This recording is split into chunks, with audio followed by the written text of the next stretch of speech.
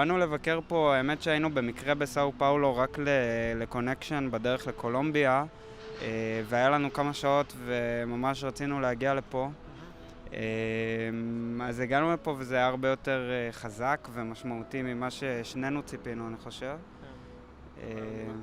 חוויה מדהימה, ובאמת הכמות של הפרטים זה משוגע, ואבנים ירושלמיות ועצי זית שהבנו שהיה נורא קשה להביא אותם לכאן. אז זה באמת מדהים הכמות של הפרטים, והעוצמה להיכנס לפה, זה מקום עצום.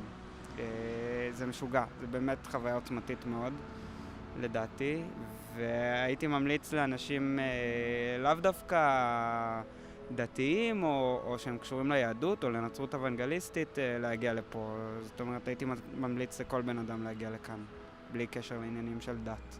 כמו שדביר אמר, זה באמת חוויה מאוד מאוד עוצמתית, חוויה שונה לגמרי ממה שאתה מתאר לעצמך בברזיל. הרבה מכירים את ברזיל בתור חופים ועניינים, ופתאום להגיע לפה ולראות קודם כל את הגודל של המקום ואת ההשקעה בפרטים קטנים, ולראות שזה ממש מסורטט על המילימטר, ושיש פתאום משכן גם, ולראות ממש את הארון ואת מקל הארון וכל הדברים, זה באמת נוגע ללב.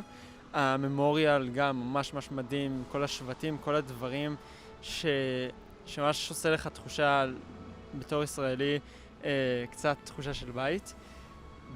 אני לא הכרתי את התחום הזה של נוצרים אוונגליסטים לפני, אבל זה באמת תחום שהוא מדהים. ואני באמת ממליץ לכולם לבוא לפה ולבקר פה, כי זו חוויה ששווה את זה, זו חוויה עוצמתית בטירוף.